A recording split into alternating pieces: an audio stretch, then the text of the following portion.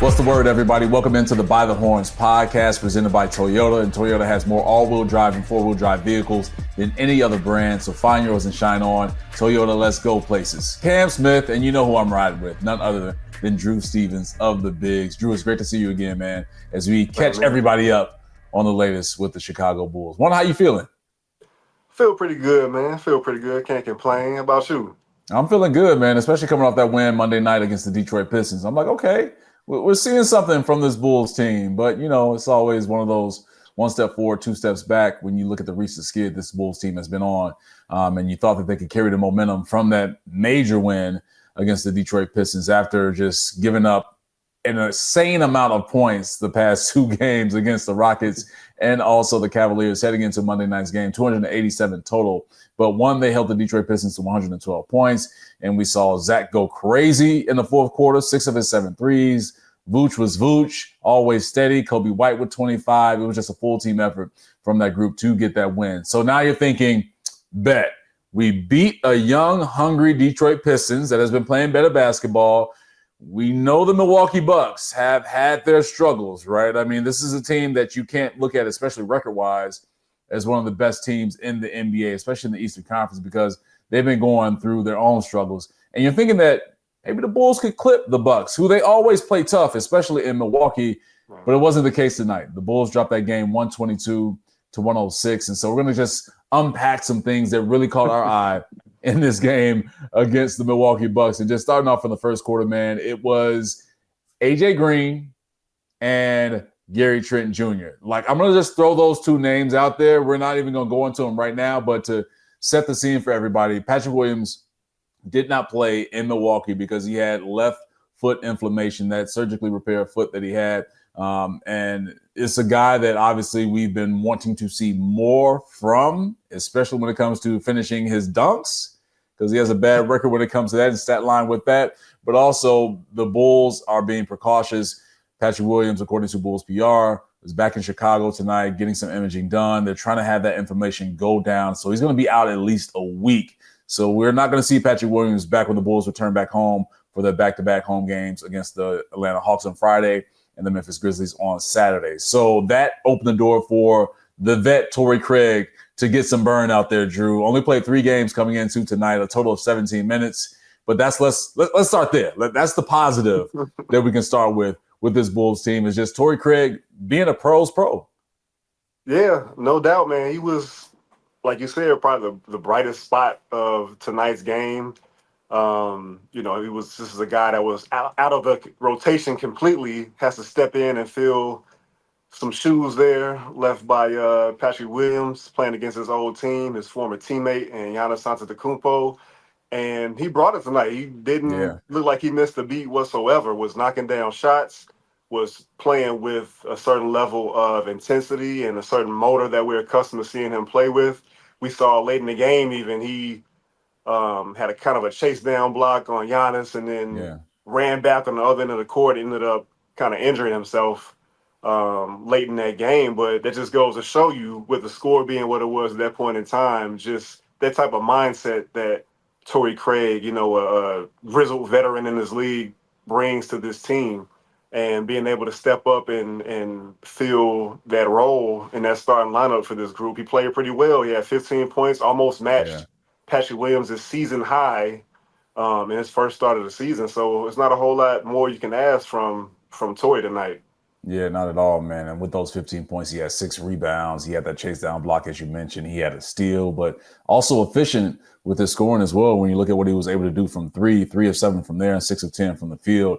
And also it was at one point, Drew, that Torrey Craig led all scorers in the first quarter with 7 points. Like, he was really getting into some things. That's kind of like that built up energy that he's had, because he's a guy that opted into his deal with his Bulls team, and heading into training camp was told by Billy Donovan that he's going to be out of the rotation. So for a guy that has never really been in that position of being out of the rotation, especially with this team, he understood it. And that's why I say he's a pro's pro, because he understood that instead of sulking and pouting and being a bad locker room guy, he's like, I'm going to try and empower and uplift these young dudes, because I know that's what the movement is of this franchise. They're moving forward towards the future and trying to get these young guys more experience and get them more playing time. But when his number was called, he was right there contributing for this Bulls team and was one of the, like you said, one of the bright spots for this Bulls team, especially early on with those points. So shout out to Torrey Craig. I know obviously moving forward with Patrick Williams being out at least a week, right? So he's going to miss the next few games. There's no way in hell Patrick Williams, like I said, is going to play Friday or Saturday. That would just be foolish on his part to try and attempt that. So they're waiting for that left foot inflammation to go down. But Torrey Craig is a guy that's always shown that whenever his number is called, he's prepared and he's ready. And especially for a team that needs better defenders on that wing at that forward spot, especially in that starting group. You haven't really gotten that from Patrick Williams. And so when you can throw a guy in like Torrey Craig, there were moments, Drew, where we saw that offense really flow with him because he knows his game and he doesn't need anything run for him. I think Torrey Craig never has had anything run for him in his NBA career. He just knows how to make his impact on the game. Yeah, he's what these younger players, the role that they're trying to ascend toward, being able to fill in and be that 3-and-D type of guy. You know, guys like Modest Buzelis and Julian Phillips, even the Dalen Terry. He is what they are aspiring to be like in the construct of what this team is right now. And I think you brought up a great point in that interview that he had with Casey Johnson, just the fact that he is willing to be a mentor to those young guys, and he's not just on the bench sulking and just kind of staying in his own little space. He's actually trying to build these guys up. And in doing so, tonight in particular, he showed himself as kind of a model of what it means to be a veteran, to stay ready and, you know, be ready to contribute at a moment's notice, like tonight, where we find out that P. Will wasn't able to go. So, you know, whether he's doing it behind the scenes or on a night like tonight, he's giving these guys something to, you know, aspire to be in the future of their careers.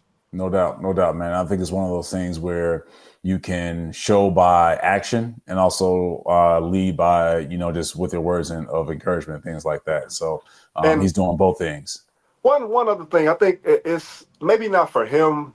This is probably built up more so for Bulls Nation than it is for Torrey Craig. But it was good just to have him play this way tonight, because I think a lot of the people within Bulls Nation, Twitter, whatever the case may be, their lasting memory right now or before this game of Torrey Craig was that failed, botched alley-oop dunk play last season where he and Andre Drummond collided and it became a meme and Shaq the Fool and all this other stuff. And I'm not saying that this one game is going to kind of put that incident, that blunder to bed, but it was just good to kind of have something nice to kind of pour on the top of that memory, you know? Yeah, I'm with you on that, Drew, and that's well said. We were both in the building that night and watching it happen. It was just not one of the bright spots last season and for some time with the Bulls, but still, he's a pro's pro, a guy that, and according to Casey Johnson, after the game, he said he spoke to Torrey Craig, and it was more so like a funny bone situation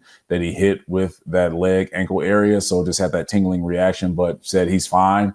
And so you're looking forward to him being a guy Friday night against the Atlanta Hawks and also Saturday night against the Memphis Grizzlies to give Billy Donovan some minutes and also provide some more defensive effort and just impact for this Bulls team moving forward. So we'll see how that impacts their winning. But I think Torrey Craig tonight for sure stepped up in those 28 minutes with those 15 points, 6 rebounds, a block, a steal, and again, just very efficient with his number shooting the basketball. So salute to Torrey Craig, a pro's pro, number 1-3. We appreciate you, my man, for doing what you do. Now, Drew, let's get into this first quarter, because I mentioned the names of AJ Green and Gary Trent Jr. of the Milwaukee Bucks. And we know what both of those guys are. Those are guys that are knockdown shooters from the perimeter. That is why Milwaukee have them on their roster. This is why AJ Green off the bench can provide a spark for Doc Rivers' group, because he can stretch the floor defensively. And also, when you have a guy like Giannis, you have to surround him with shooters. So I don't know if it was lost in translation or there was a miscommunication or what, but even Billy Donovan said post-game, and Casey Johnson reported on this, our CHSN Bulls insider, that there's something going on with just like the lack of communication. He said definitely the game plan discipline needs to improve, said too many defensive breakdowns simply by not following the game plan. And that was early on with this group, because you had AJ Green and you also had Gary Trent Jr. combined for 17 points with this Bucks team, and that can't happen. Like Green was 3 of 3 from three. You had Trent 2 of 2 from three, and you can't have a team like Milwaukee have the other guys really get themselves going, because Giannis, for the most part, I believe he had 7 points in the first quarter, was held in check early. And again, this is the first 12 minutes, but still, when you have the other guys get comfortable, you're just asking for it, because you know the big dog is coming to eat, and he definitely ate when it came to this ball game in Giannis Antetokounmpo. Yeah, it felt like he was just kind of toying with the Bulls a little bit in that first quarter. And to your point, I think it just has to be more disciplined. You know, guys kind of get focused on watching him with the ball and what he's going to do and losing track of the man. I think of course, they ran some actions for Gary Trent Jr. and AJ Green, and there were some times where some defenders got lost out there and weren't able to get a good contest on those threes, which is, you know, all you can hope for. Obviously, you don't want to be out there fouling three-point shooters, but Right. just speaks to Billy Donovan's point after the game and the fact that this team, these slip-ups in communication and, you know, I don't want to call it gap discipline. I don't want to use a football term here, but just staying disciplined in what you're supposed to be doing out there, and not letting Giannis kind of avert your attention too much. You know, you got to see ball, you got to see man. Yeah, no doubt, man. And it goes back to just the fundamentals. And I hate to put it like this, but it's just true of the basics of defense. Ball, you man, right? I mean, if you're a hooper out there, you understand that. So I understand when it comes to NBA and that level, there's intricate offense and rotations that you have to really account for to help out other guys. So some threes, and thinking about just not picking on Josh Giddey, but he had a stretch where AJ Green really got himself going. And you saw that on certain situations. There was one three that wasn't necessarily Giddey's fault, because it was a roll. I believe it was Brook Lopez rolling to the paint, or Giannis, and Giddey had to jump down and tag that roller off the ball screen, and they just kicked the ball over to AJ Green, and that was the next rotation out for Josh Giddey. Green knocks it down, and it's one of those things where you can't really put the blame on Giddey, because he's doing his part of rotating on the backside and being that tagger. But then he had to go back out and challenge the shot. But again, AJ Green, Gary Trent, both off the bench, 17 points in that opening quarter combined. And it was just on from there with this Milwaukee team. And really defensively, what they were able to do was just have these lulls against this Bulls team and just really holding them down. So the next points after the first quarter ended, the Bulls were down 36-30. They didn't score again, Drew, until like the 9:31 mark, thanks to Kobe White. And when you have those type of droughts, you're not going to come back on the road against a team like Milwaukee. But I say that, and they proved me wrong, because we moved to the third quarter. The Bulls come back, and after being down big throughout the game, Milwaukee's biggest lead was 18 points, and it occurred in that first half. They came back and forced a one-point game where they were down 81-80. So it's just little things with this team that they dig themselves holes in the game, but then they turn into zombie Bulls and they climb themselves out of the grave, but they just don't have enough discipline on the defensive end to really step forward and get a win and close things out. Yeah, it's funny because they turned the ball over, I want to say 14 times tonight. So it didn't, that wasn't necessarily a factor in the game like we've seen it in some of these other losses that they had this year. But the shooting wasn't as prolific as it was in their earlier win in Milwaukee this season. And of course, the Bucks made more plays, obviously, down the stretch.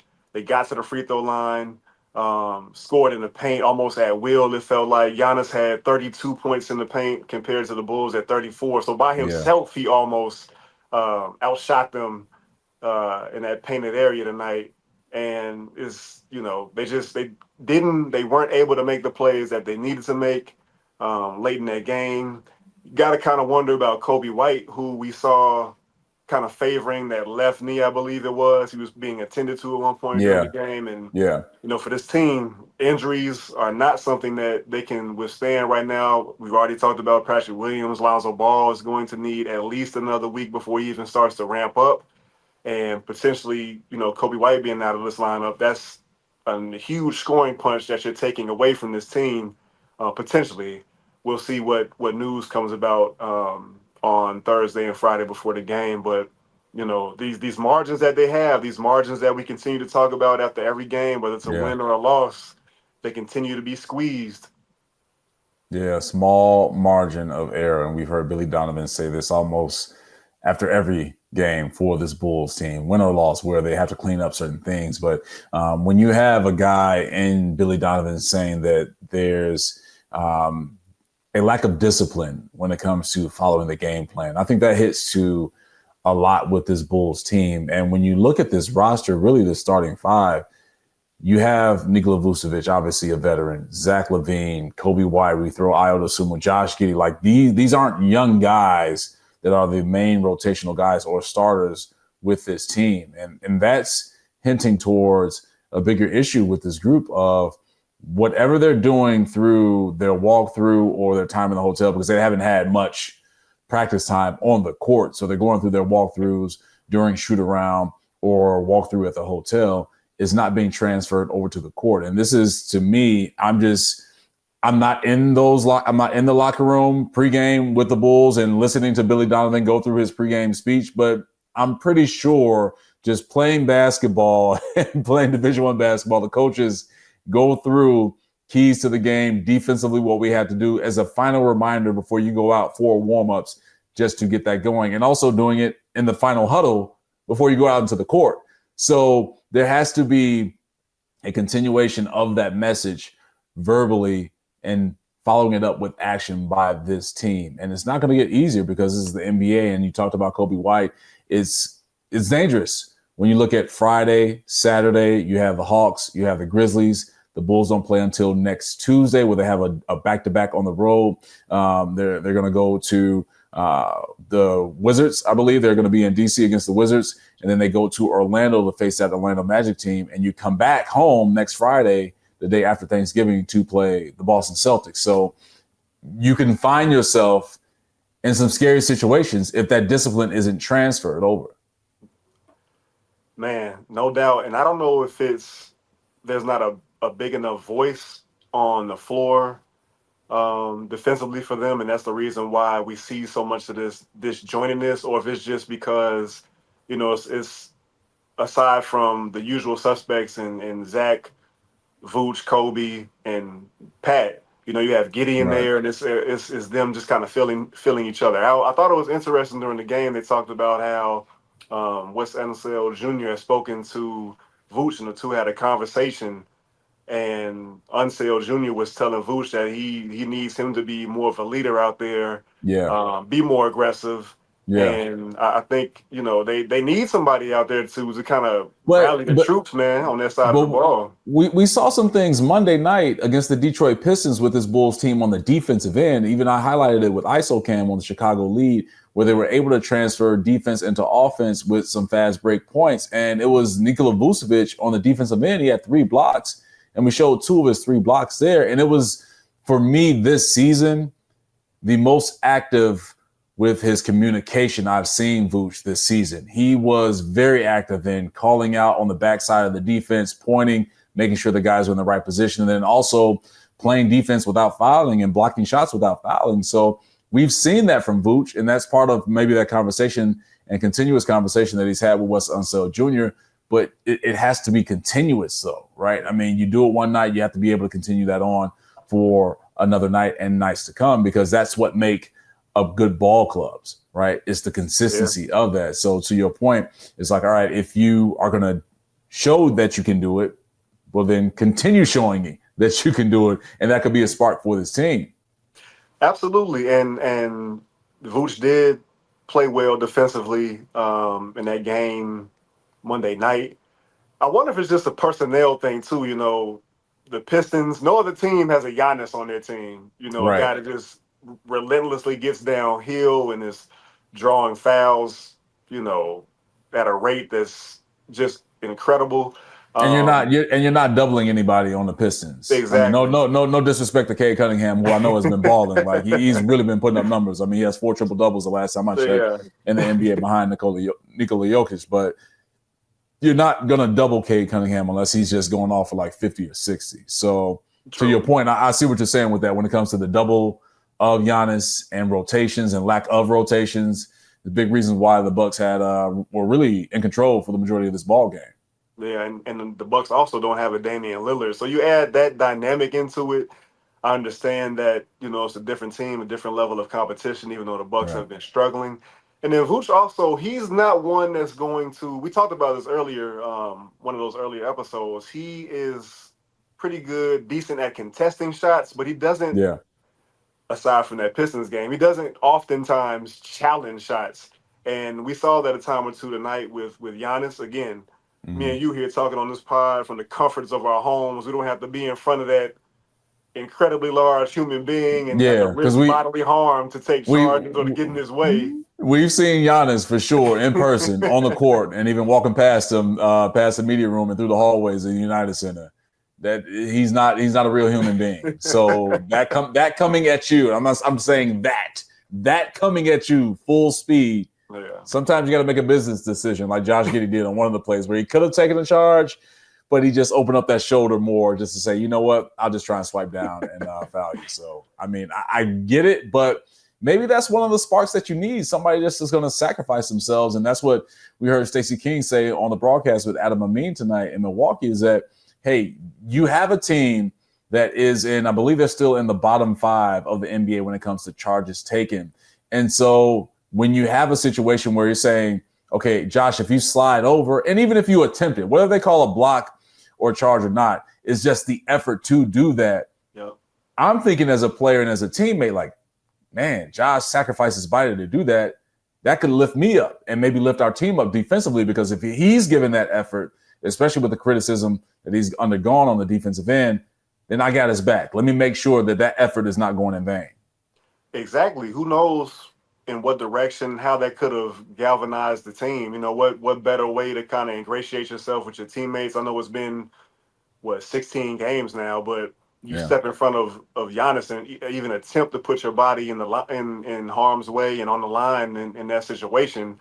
There's no telling what kind of momentum shift that might have brought about. There was it must have been the first quarter, I think. Whenever Modest got the bulk of his early minutes in this game, he had a play like that too. I don't think it was Giannis though. I think it might have been Brook Lopez. He was a little slow to rotate. Yeah. And he jumped and kind of contested the shot, but not really. So it's just another one of those things where if you're late on your rotation, it fudges everything up. From a shot challenging or shot contesting standpoint, or even putting your body on the line and trying to earn the team's third offensive foul drawn.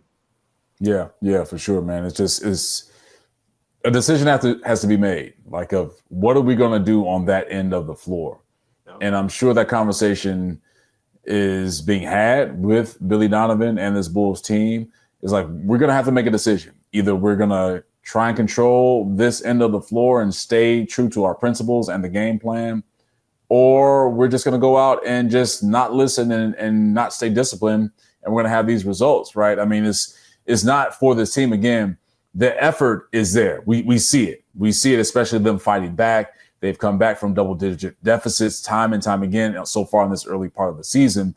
But also, you're doing that because you're not disciplined early on. And when you fight back and you have Zach LaVine, who, again, once again tonight, was making just unbelievable shots to try and keep this team within striking distance and pushing them forward, and also help with this group and trying to make this a real ball game, which it was in the second half, and a handful of moments too. But Zach is a guy that is going to make those tough shots. He's a scorer, and we're going to touch on him in a little bit in terms of what he was able to do tonight scoring the basketball. But you have to have the discipline throughout 4 quarters to win a ball game. So it just doesn't miraculously happen where the light bulb comes on.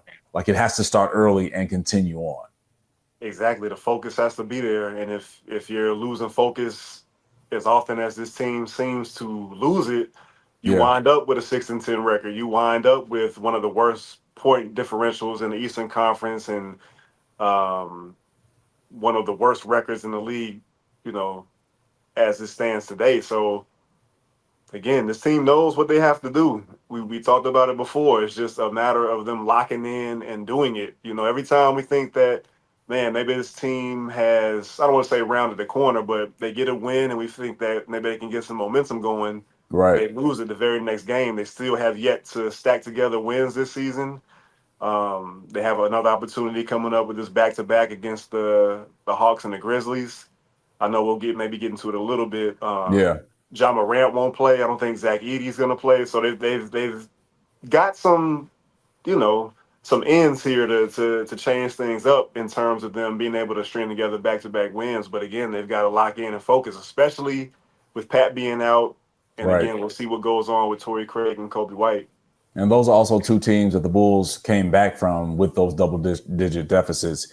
In Atlanta, I believe it was 18. And then also with Memphis, I believe it was at 20, maybe a little bit higher at one point, and came back to win those ball games. So you know that Atlanta and also Memphis remembers that. And I know that Ja and Zach Edey will not be on the floor for the Grizzlies on Saturday.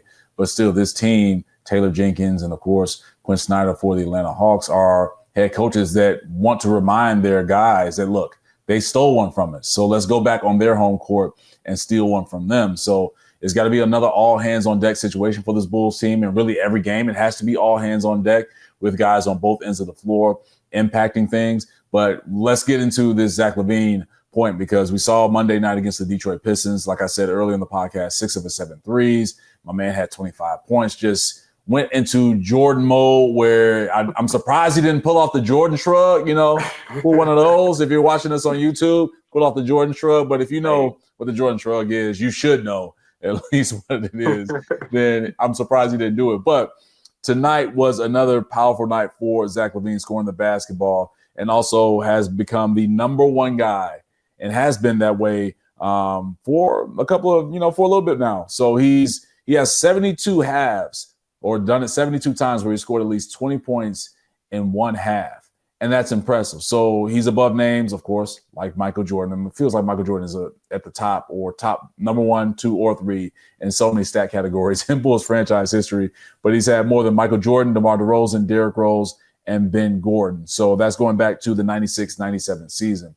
And Zach is one of those guys that we saw it on a national audience. This game was broadcast on nationally, that showed that, hey, I'm still that same dude that can be an elite scorer, and I'm still an elite scorer.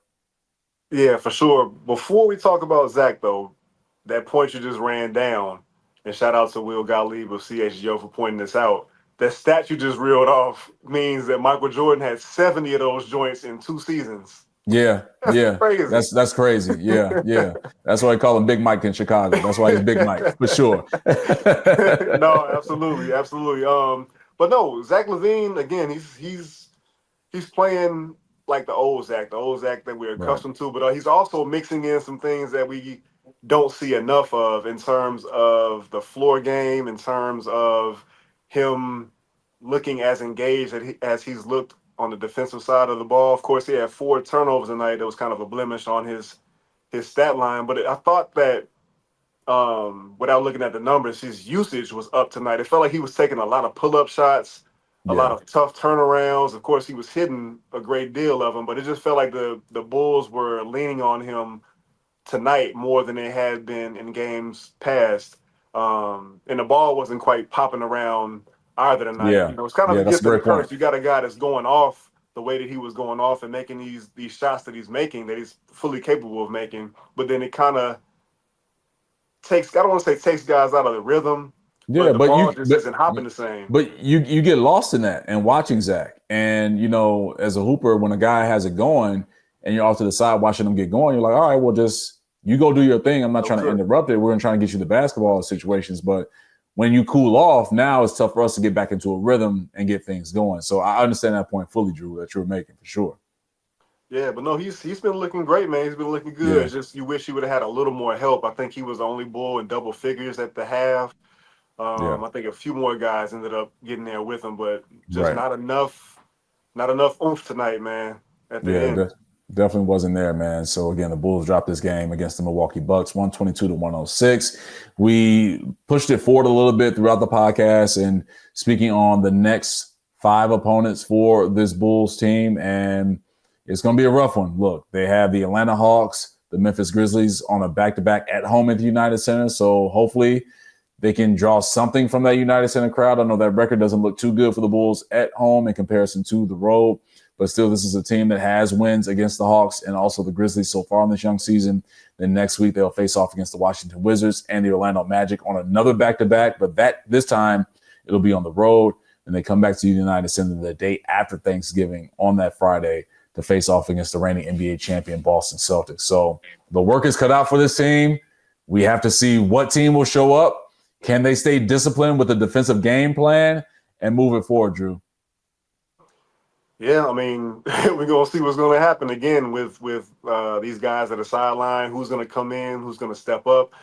Do we continue to see Torrey Craig in the lineup? It was kind of a given that he'd be in there tonight with their opponent and having to face off against Giannis. But you got some of these other teams that are coming up whose front lines aren't quite what Milwaukee's is. So maybe you see a Julian Phillips slide in there, which I wouldn't mind, just to see him in the context of playing with the other four starters and being a fifth option and a guy who can use his motor, use his cutting skills.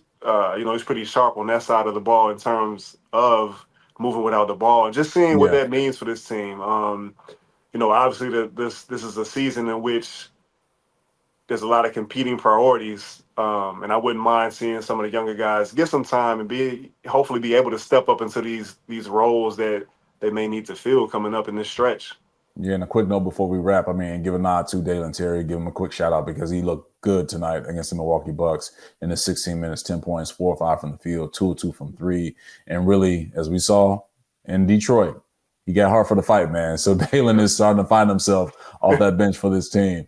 All right, that'll do it for this edition of the By the Horns podcast presented by Toyota. Toyota has more all-wheel drive and four-wheel drive vehicles than any other brand, so find yours and shine on. Toyota, let's go places. I'm Cam Smith. That's my man, Drew Stevens. We'll talk to everybody next week. Take care.